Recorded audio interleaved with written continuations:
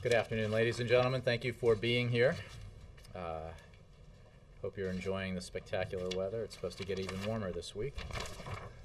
Before I take questions, I wanted to remind you that later today the President will participate in an interview with YouTube and Google Plus to discuss his State of the Union address. The interview will be held through a Google Plus Hangout, making it the first completely virtual interview from the White House. The President will answer questions submitted by and voted on by citizens from across the country. Through the White House YouTube channel, nearly 228,000 people submitted more than 133,000 questions and cast over 1.6 million votes leading up to this interview with the President. President Obama will answer a selection of the top voted questions submitted through YouTube and engage with Americans in locations across the country virtually in the Google Plus Hangout. Continuing the administration's commitment to public engagement and participation, the White House launched an official presence on Google Plus earlier this month. The White House Google Plus page delivers news, engagement opportunities, and behind-the-scenes content to its followers. President Obama's interview kicks off a series of White House Hangouts in which members of the Obama administration will continue to use this platform to engage with citizens on a range of issues. Video of the Google Plus Hangout will be streamed on whitehouse.gov and to the briefing room at 5:30 p.m. A quick follow-up on that. Sure. Can you explain exactly what Google Plus is? Google Plus is, I believe, Google's social media vehicle. But for more questions, I refer you to the good folks at Google. But you're right to ask. The Associated Press. There are some reports out of Cairo that the U.S. Embassy there is giving shelter to Americans to prevent them from arrest. Is the White House taking any steps to secure or protect their freedom? Well, I can confirm that there are a handful of American citizens at the embassy. We're not aware of that they're in any danger, but that handful of citizens has opted to stay in the embassy compound in Cairo while waiting for permission to depart Egypt. As you know, these are citizens who have been told they cannot leave Egypt. We have, in our discussions with the SCAF, the Supreme Council of the Armed Forces, we've made clear our concerns about this issue and our disappointment that these several citizens are not being allowed to depart Egypt in connection with the government's investigation into NGOs. And we continue to work with the Egyptian authorities to resolve this issue as soon as possible. You said a handful and also several. Do you know how many we're talking? I don't have anything more specific for you than that. I don't have a precise number to give you or any individual names. To my question, you said they're not in danger, but they are in danger of arrest, are they not? Well, what the issue is, as I understand it, is that the Egyptian authorities have said they cannot leave the country. I don't know that there is an issue of arrest, although I would refer you to the State Department for that. Is the president more broadly growing frustrated at the pace of change in Egypt, particularly in the military council's hold on power there?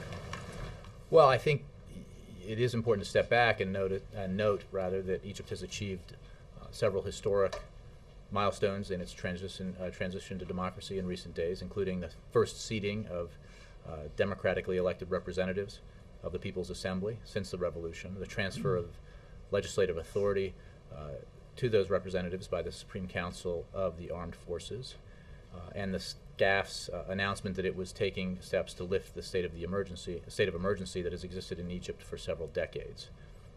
There was also the peaceful commemoration of the revolution that made these steps possible. So we congratulate the Egyptians on these important steps toward fulfilling the promise of Egypt's revolution, which, as we all remember, inspired the world. There are challenges that remain, but it's important to remember that Egypt has come a very long way. As regards the issue that you started this round of questions with, we are concerned about it, and we are in discussions with Egyptian authorities about it. One other topic on a domestic matter, I know sometimes you comment about the happenings on the Republican campaign trail, sometimes not. There's one comment over the weekend I was wondering if you had a reaction to the chairman of the RNC comparing President Obama to the Italian ship captain who abandoned his passengers in that tragedy. Well, because that was obviously, well, let me just say that if you are so desperate for attention that you make an analogy that Michael Steele deems inappropriate, you know you've probably gone too far.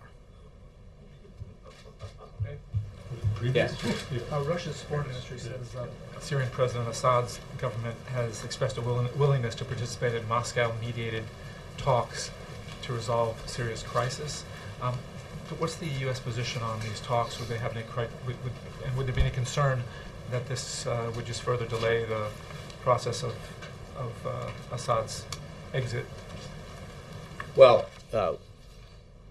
we don't have details at this point on that meeting, but in general we support efforts to reach a political solution that stops the violence in Syria. We are intensely discussing with the Russians the real deterioration on the ground in Syria and the very disturbing rise in violence there. We're discussing with the Russians and other partners how best to use all the levers at the command of the international community and the United Nations to press the Syrian government to stop its appalling and ultimately ineffective and harmful repression. So, you know, we're working with all our partners, and we believe that the Security Council, that it's important that the Security Council take action. Does the U.S. fully back the Arab League's initiative that's been brought to the Security Council? We believe that the Security Council should not permit the Assad regime to assault the Syrian people while it rejects the Arab League's proposal for a political solution. We do support the Arab League's role in this process, and governments that act to prop up Assad's brutal regime will find themselves in a small minority and criticized for abetting further human rights violations. I mean, it's important to look at where this process is headed.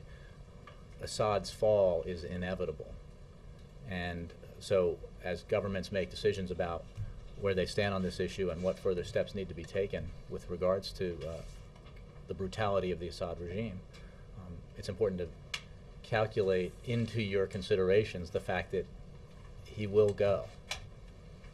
The regime has lost control of the country and will eventually fall. Okay. And if Assad's fall is inevitable, as you say, is the U.S.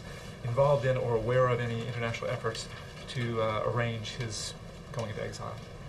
Well, no, I don't have any information on that, and none that I'm aware of.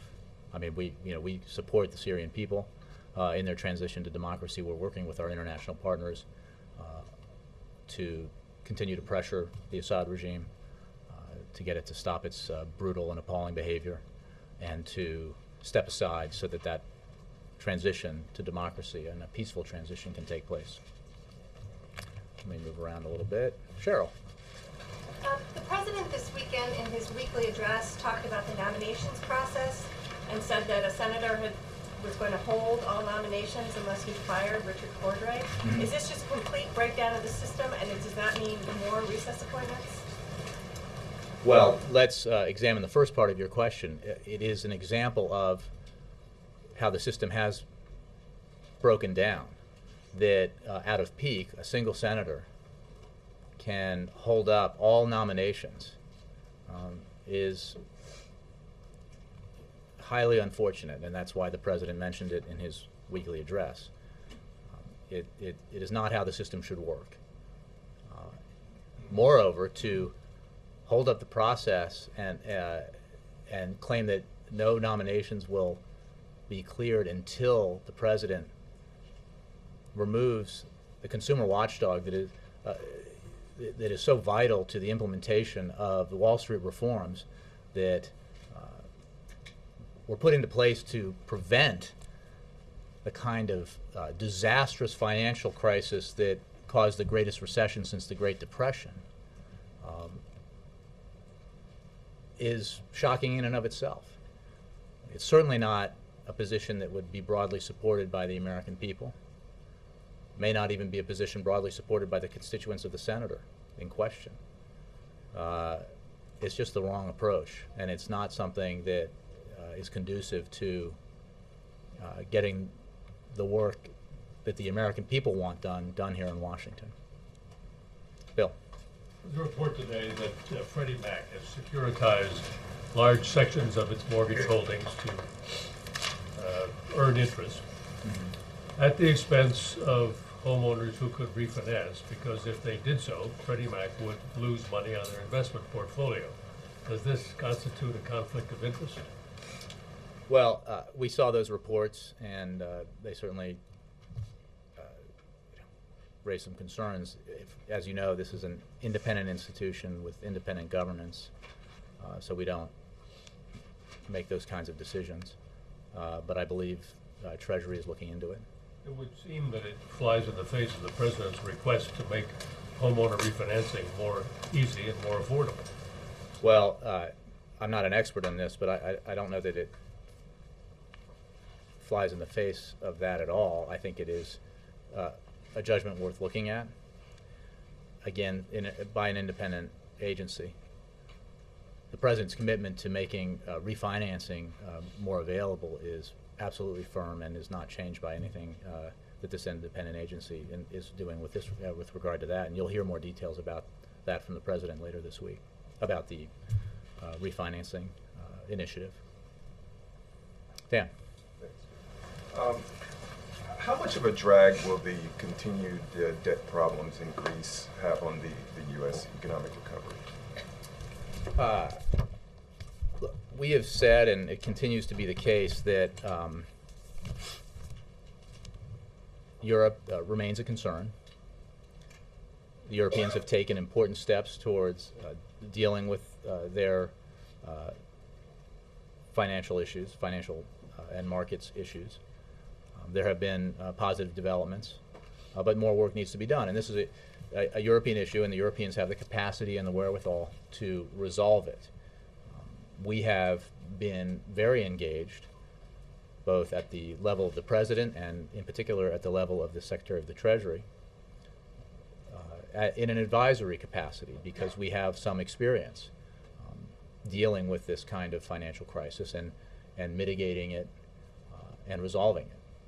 So the fact that in a global economy a problem in Europe could affect our economy only reminds us and reinforces the fact that we need to take every measure we can on the issues that we control to ensure that our economy keeps growing and it keeps creating jobs. That's why the president put forward the American Jobs Act in the fall. That's why he looks forward to the Congress extending without drama or delay the payroll tax cut to 160 million Americans, as well as unemployment insurance. And it's why he will continue to press on the initiatives contained within his State of the Union address that are aimed at economic growth in the manufacturing sector and in innovation. And because it is a world filled with potential problems to our global economy that may or may not transpire, you need to, here in Washington, do everything you can as an elected member of Congress and as President of the United States to create some insurance for our economy, that it can continue to grow and create jobs, and that's what this president is committed to doing. And when you say that the president has been involved in an advisory role, has he been making phone calls? I mean, what specifically has he been doing? Sure, I don't have any recent phone calls to read out to you, but as you know, for the past many months, the president has been engaging with his European counterparts on this issue, and via telephone as well as in meetings at the G20, for example. And Secretary Geithner has as well with his counterparts, and he's traveled to Europe as well. So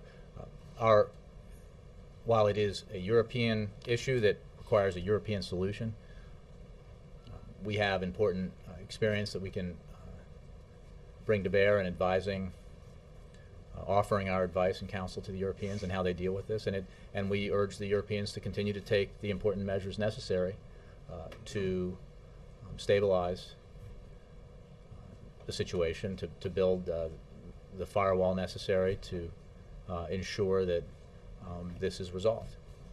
During the State of the Union, the president said, talking about the importance of keeping young people in school, said, quote, "So tonight I am proposing that every state requires that all students stay in high school until they graduate or turn 18. Can you flesh that out a little bit more? What specifically is the president going to do to push this proposal, I guess, forward? Well, I don't have any more details for you on the proposal. The principle itself, I think the president believes is very important, that in today's economy, it is vitally important that states take action to ensure that Americans stay in school, that they get the education they need, at the minimum education they need to be competitive in the workplace. So the president's commitment to education as a cornerstone to our economic growth, I think has been clear now for 3 years, and his approach has been to reform in a way that has enjoyed bipartisan support. It's an area where there has been a significant amount of bipartisan support, and he looks forward to continuing to work with members of Congress and other stakeholders around the country to push education reform forward, because it really is about our economic future. We need to make sure that we have the most skilled workforce, the most educated workforce, because that's our competitive advantage with other countries around the world. Jay. A couple questions here. First of all, are we going to get any details, is the public going to get any details about the so-called Buffett rule before the budget, or is it going to be in the budget? I wouldn't anticipate more details from us prior to the budget.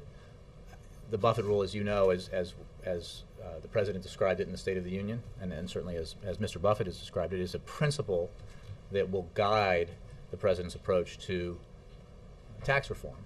And that principle is simply that it's not in an environment like the one we live in, where we have important investments that we need to pay for, whether it's national security or investments in education, innovation.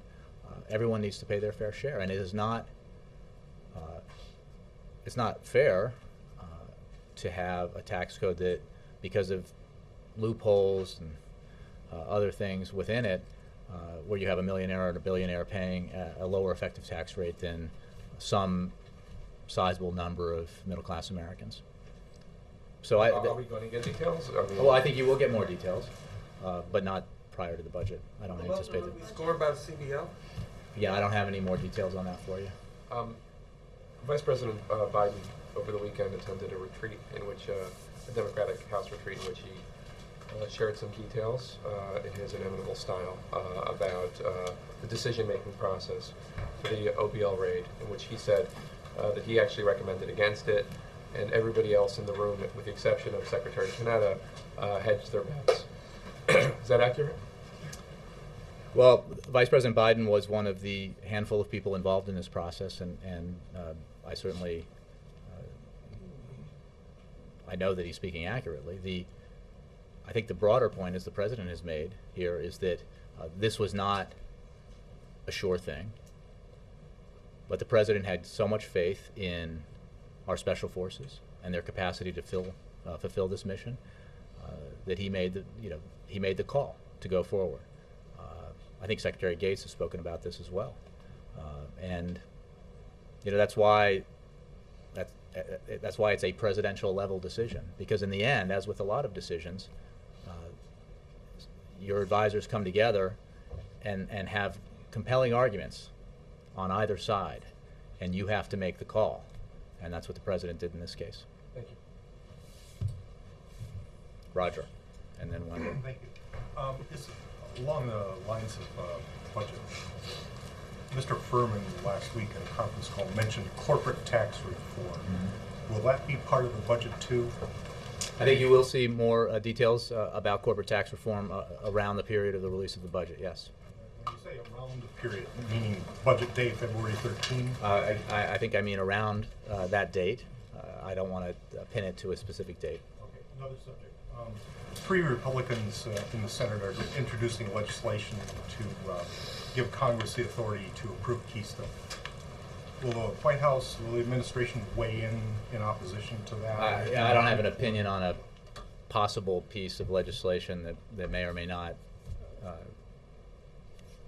come to pass. I think we need to remember it's important for you to remember and everyone to remember in looking at this issue how we got here. A process was in place consistent with precedent where the State Department was reviewing the request for a permit here. When significant concerns were raised about the pipeline route, not least by the Republican governor of Nebraska, a decision was made to seek an alternate route, one that did not run through territory that over the aquifer there in Nebraska. State Department made that decision. The President concurred in that decision. It required an expansion of the time period to review the request as would be appropriate because it was an alternate route. An alternate route that, as far as I know, still has yet to be identified.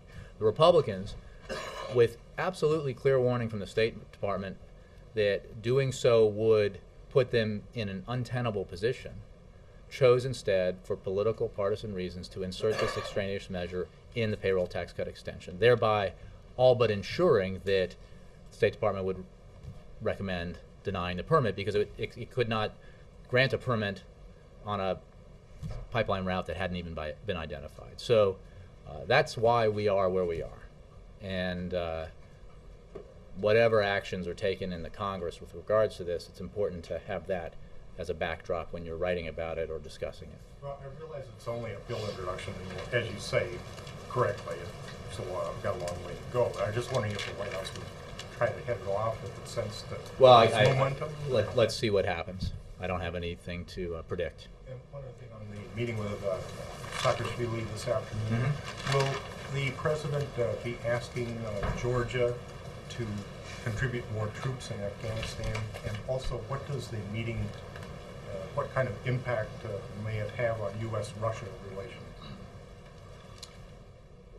Well, let me just say that the president looks forward to the meeting with the Georgian president, Saakashvili, today in the Oval Office. This year marks the 20th anniversary of diplomatic relations between the United States and the Republic of Georgia.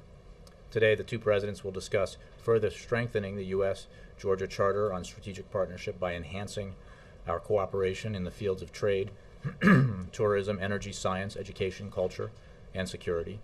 President Obama will underscore the importance of our defense cooperation with Georgia, including Georgia's substantial contributions to international security operations in Afghanistan. The President will reconfirm U.S. support for the integrity of Georgia's territory within its internationally recognized borders. The President also looks forward to discussing upcoming elections in Georgia and the reforms that will ensure Georgia's continuing transformation into a vibrant and stable democratic state. How's that for an answer? Well, I'm not going Not to. all that. Well, let's why don't we wait for the meeting to happen, and if we have a readout to provide, we will provide it to you. I think that our approach to Georgia and Georgia's relations with Russia has not changed, and this meeting is, the President looks forward to it for all the reasons I just described. Wendell. A couple of questions. Recognizing that the upcoming budget will have elements of restraining spending and also trying to preserve the economic recovery, which direction will it tilt toward? More spending to make sure the recovery doesn't go south, or really getting a handle on the debt? Well, Wendell, as you know, because you reported on it, the spending has already been decided through the Budget Control Act. The overall amount that will be put forward in the budget was decided within in August in a bipartisan vote. And it's important, since you asked, to remind everyone that when it comes to deficit reduction and dealing with our long-term debt, this president, working with Republicans as well as Democrats in Congress, has already locked in over $2 trillion in deficit reduction through spending cuts. More needs to be done, and you can be sure that the proposal the President put forward last fall for a comprehensive balanced deficit and debt reduction will be reflected in his budget, because it's the right way to go, as every independent bipartisan commission has said, and which this President firmly believes. And that balanced approach has to include revenues as well as entitlement reforms. The President's been committed to that approach from the beginning, and he remains committed to it, and you'll see that reflected in the budget. The spending was decided with Republicans late last summer. In Iran, Secretary Panetta says that it's possible they could have a nuclear weapon within a year should they decide to try and do that. Senator Lieberman says at some point the U.S. is going to have to decide whether to act militarily to prevent that. Does that mean that, since the President has already said all options are on the table, he's going to have to make that decision within a year? Whether or You're not to absolutely use, right excuse me, whether or not to use military force to deal with Iran's nuclear program? The President has made clear two things. One, that he is determined to prevent Iran from acquiring nuclear weapons. That is our policy. He has also said that he takes no options off the table. The strategy that he has been pursuing with broad international support has resulted in the most onerous sanctions ever placed on Iran, that have had clear effect on the Iranian economy and on the Iranian regime, that have isolated Iran more than it has ever been. And we will continue that pressure using all the means at our disposal, working with the international community to pressure Iran into living up to its international obligations. Does the President agree with that timetable, though? That he's going to have to make a decision in a Well, year? that's Wendell's words about when he has to make a decision. I think the Secretary also went on to talk about delivery vehicles and the timeline for that. But I don't want to get into analyzing timetables. But what I can tell you is that this President's policy is clear. He has stated repeatedly that he and this administration are determined to prevent Iran from acquiring nuclear weapons. We have a comprehensive strategy that we've been executing with the international community, with partners and allies around the world, that is having a clear impact on the Iranian economy. And we continue to make clear to the Iranians that the way to relieve the pressure is to, through the P5+1 process, live up to its obligations. That is the right approach. It is also the right approach to leave take no option off the table. No one denies the impact the sanctions are having, but they also don't appear to be dissuading Iran from moving forward with its nuclear program. So doesn't Secretary Panetta's assertion that they could do it within a year put a timetable on the President for making a decision? Well, yeah. It's an estimate based on the administration's view about the development of the process in Iran, but it doesn't change our strategy, which is continue to put pressure, continue to isolate, continue to make clear to Iran what its options are and how outside the international community their behavior has placed them, and also make clear that we're not removing any options off the table, from the table, and then move forward.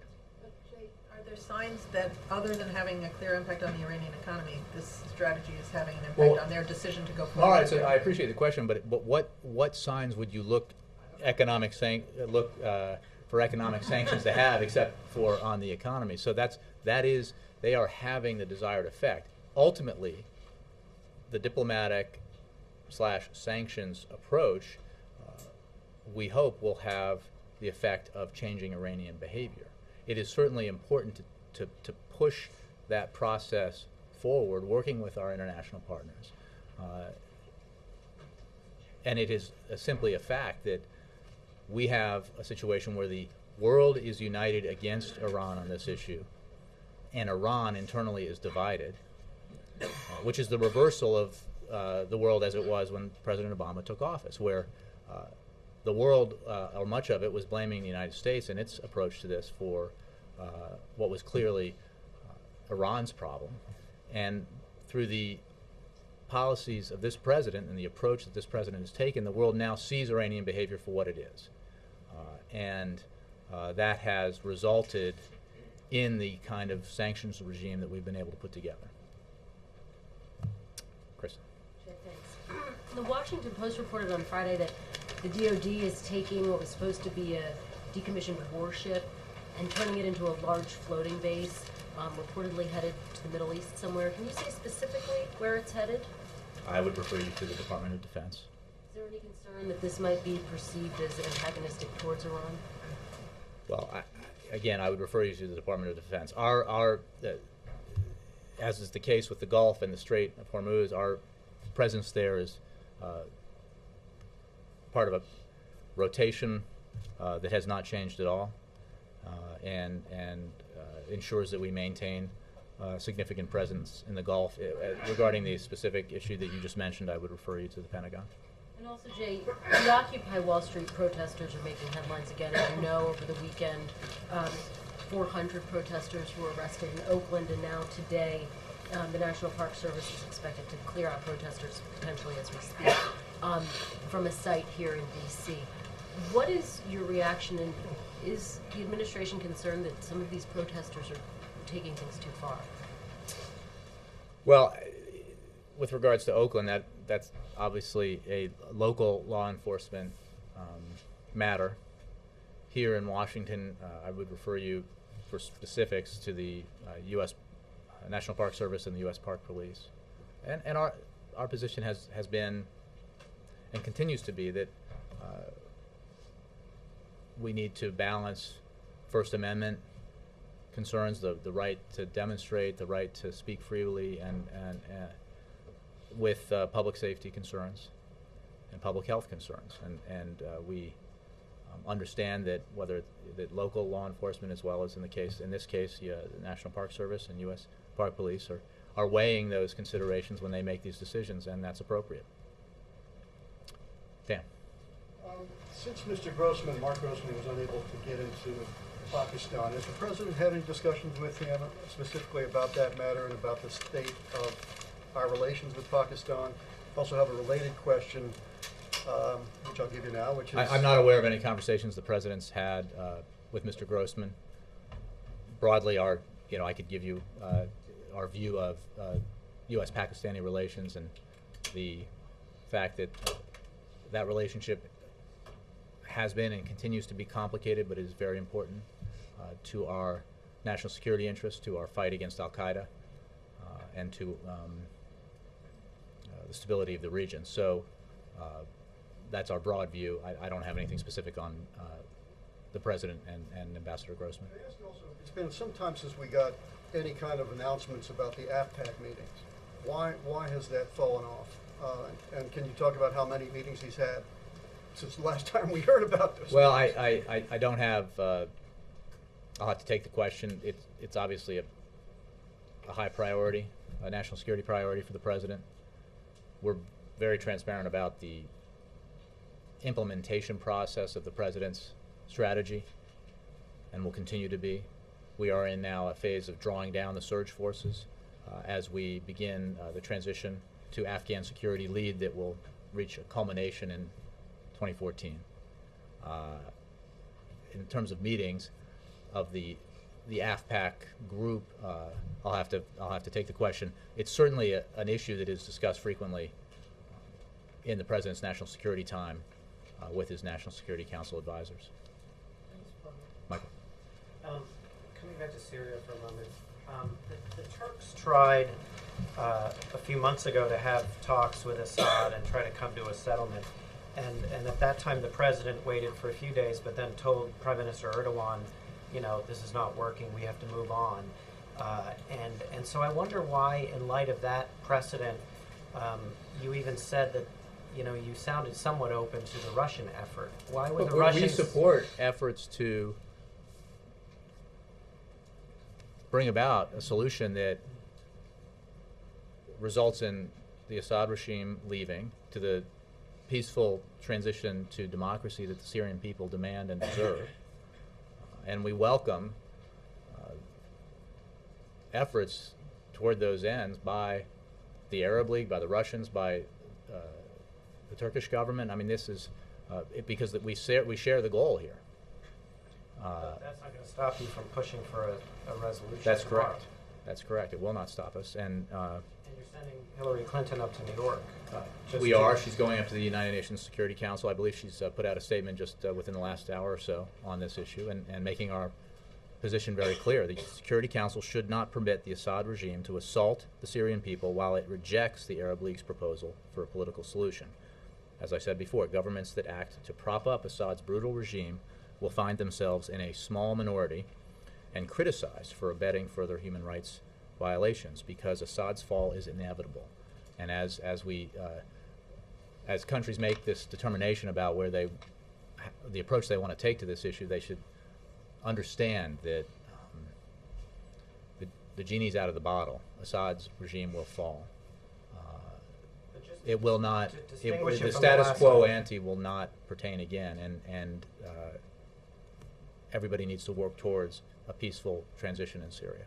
The last time around, the administration was willing to give the Turks a little bit of time to see whether they could make something happen. It sounds like this time you're saying to the Russians, okay, that's fine, we support you, but we're going to go full steam ahead at the UN. Well, I don't think it's an either or. I think it's a both and obviously these processes don't all happen when you just snap your fingers. This is part of a working with the international community, working with our partners and allies. But as we saw just over the weekend, the level of carnage in Syria seems to be increasing. The appalling brutality is not abating at all, and it's important that the international community come together to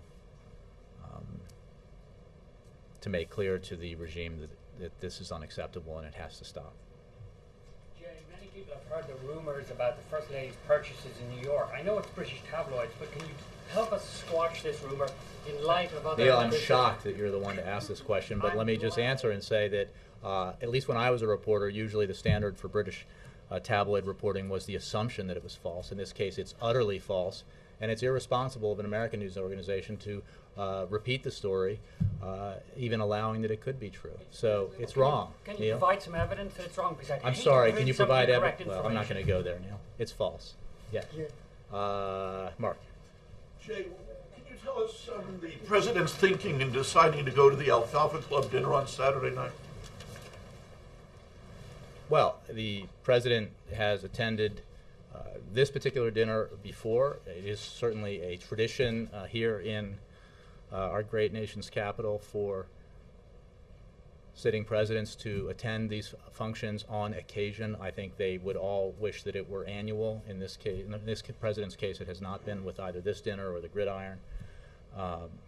He enjoyed himself. He hopes that his speech entertained.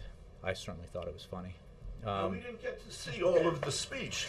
You put out excerpts. You didn't put out a transcript. Why is that? Well, I believe the Alfalfa Club has a long tradition of. I think we're pushing the envelope here in terms of our its traditions and our release of excerpts.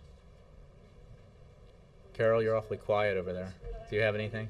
Well, on the Google thing tonight, are you guys monitoring those questions, or is Google doing that? I Who's believe picking and choosing? it's Google Plus. That The White House isn't doing any screening well, of we it? don't. Yeah, no, we're not picking the questions. Would that we could. Connie.